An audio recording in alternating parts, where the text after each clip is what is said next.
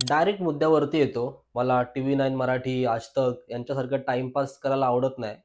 सुशांत सिंग राजपूत, त्याची मॅनेजर दिशा सालियान हिची 8 जून 2020 रोजी हत्या/मृत्यू झाला होता. त्यावेळी हे प्रकरण चांगलं गाजलं होतं. आता पुन्हा 2-3 दिवसापासून हे प्रकरण चर्चेमध्ये आलंय.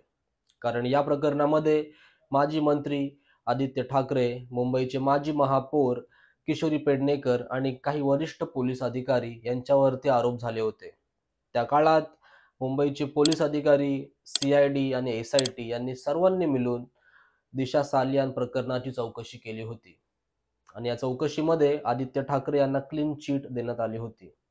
पण आता पुन्हा 2 दिवसापूर्वी दिशा सालियानचे वडील म्हणजे सतीश सालियान यांनी मुंबई हायकोर्टामध्ये एक नवीन याचिका सादर केली आहे. या याचिकेमध्ये त्यांनी माजी मंत्री आदित्य ठाकरे, किशोरी पेडणेकर, काही वरिष्ठ पोलीस अधिकारी आणि इतर लोकांवरती काही गंभीर आरोप लावले आहेत. आता हे आरोप नक्की काय लावलेत आणि कोणते कोणते आरोप लावलेत याचा थोडक्यात आढावा आपण या व्हिडिओमधून घेण्याचा प्रयत्न करणार आहोत. नमस्कार, राम राम, जय भीम तुम्हा सर्वांना. मी तुमचा मित्र प्रतीक वाघमारे. जर तुम्ही पहिल्यांदा माझ्या यूट्यूब चॅनलवरती आला असाल तर पटकन तुमच्या व्हिडिओच्या खालचं सबस्क्राईबचं बटन दाबून घ्या. म्हणजे भविष्यामध्ये मी जेव्हा कधीही अशाच माहितीपूर्ण व्हिडिओ टाकेल त्याचं डायरेक्ट नोटिफिकेशन, डायरेक्ट मेसेज तुम्हाला तुमच्या फोनमध्ये येणार. आता मेन मुद्द्यावरती येतो. सतीश सालियान यांनी मुंबई हायकोर्टामध्ये जी याचिका सादर केली आहे, ही याचिका जर आपण बघितली तर आपण ही याचिका आपण बघूया. यामध्ये नंबर 1 म्हणजे त्यांनी असा आरोप केलाय की दिशा सालियान हिचा सामूहिक बलात्कार करून नंतर तिची हत्या करण्यात आली याची चौकशी व्हावी. ही चौकशी पूर्णतः नवीन सुरू करावी आणि ही चौकशी समीर वानखडे यांनी करावी. नंतर ज्या दिवशी दिशा सालियान हिचा मृत्यू झाला त्या दिवशी माजी मंत्री आदित्य ठाकरे, सूरज पंचोली आणि दिनो मोरया यांची मोबाईल लोकेशन काढावी. ते कुठे होते याची नवीन चौकशी करावी. त्या काळामध्ये दिशा सालियानच्या फॅमिलीवरती म्हणजे सतीश सालियानवरती मुंबईचे काही वरिष्ठ पोलीस अधिकारी आणि महापौर किशोरी पेडणेकर यांनी जो दबाव टाकला होता याची सुद्धा चौकशी करावी. आणि सर्वात महत्त्वाचं म्हणजे दिशा सालियानचा मृत्यू झाल्यानंतर तिचा शवविच्छेदन म्हणजेच पोस्टमॉर्टम करण्यासाठी 50 दिवस का लागले याची सखोल चौकशी करावी. असे आरोप सतीश सालियान यांनी आपल्या याचिकेमध्ये नमूद केले आहेत. मित्रांनो, ज्यावेळी दिशा सालियान म्हणजे 8 जून 2020 रोजी दिशा सालियानचा मृत्यू झाला, तेव्हा हे प्रकरण 1-2 दिवसासाठी बातम्यांमध्ये एवढं गाजलं नव्हतं. पण 8 जून नंतर म्हणजेच काही दिवसांनी 14 जून 2020 रोजी सुशांत सिंग राजपूत यांनी स्वतःच्या राहत्या घरामध्ये गळफास घेऊन स्वतःचं जीवन संपवलं होतं आणि दिशा सालियान ही सुशांत सिंग राजपूत यांची मॅनेजर होती. त्यामुळेच हे प्रकरण त्या काळामध्ये भयंकर गाजलं होतं. विशेषतः नारायण राणे यांनी हे प्रकरण धरून ठेवलं होतं. त्यांनी त्यांनी असे गंभीर आरोप केले होते पत्रकार परिषदेमध्ये, विधानसभेमध्ये. त्यांनी सांगितलं होतं की आदित्य ठाकरे, त्यांचा मित्र सूरज पंचोली आणि दिनो मोरया हे दिशा सालियानच्या आमंत्रणाला मान देऊन दिशा सालियानच्या घरी पोहोचले होते. तेव्हा पार्टीमध्ये त्यांनी सर्वांनी दिशा सालियानला अल्कोहोल म्हणजे अतिशय जास्त प्रमाणात मद्य पाजलं आणि सर्वांनी मिळून दिशा सालियानवरती सामूहिक बलात्कार केला.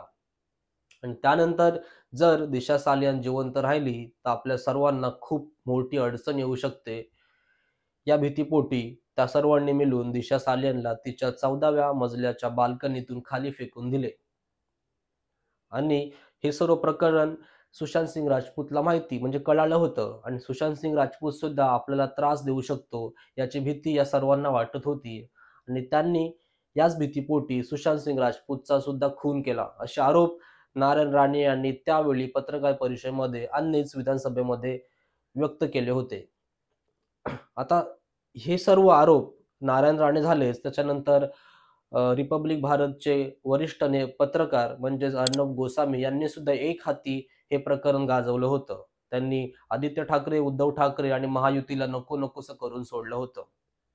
या सर्व वाढत्या प्रेशरमुळे त्या काळामध्ये ही दिशा सालियन प्रकरणाची जी चौकशी आहे ती मुंबईचे पोलीस वरिष्ठ अधिकारी करत होते. पण दिशा सालेंचे वडील यांची मागणी होती, की जर महायुतीचे सरकार म्हणजे शरद पवार, उद्धव ठाकरे आणि बीजेपी म्हणजेच देवेंद्र फडणवीस यांच्या सरकारमध्ये मुंबईचे पोलीस निष्पक्ष अशी चौकशी करणं शक्य आहे. त्यामुळे ही चौकशी जी आहे ती सी-आय-डीकडे द्यावी. त्यानंतर ही चौकशी सी-आय-डीने केली. सी-आय-डीने सलग 2 वर्ष कसून ह्या प्रकरणाचा तपास केला आणि या प्रकरणामध्ये आदित्य ठाकरे यांना क्लीन चिट देण्यात आली होती. या प्रकरणाचा तपास एस-आय-टीने सुद्धा केला आणि एस-आय-टीला सुद्धा या प्रकरणामध्ये आदित्य ठाकरेंच्या विरोधात कोणताही कठीण असा पुरावा भेटला नव्हता. पण डिसेंबर 2022 रोजी देवेंद्र फडणवीस यांनी अजून एका नवीन एस-आय-टी बनवून या प्रकरणाची चौकशी करण्यात येईल असं सांगितलं होतं.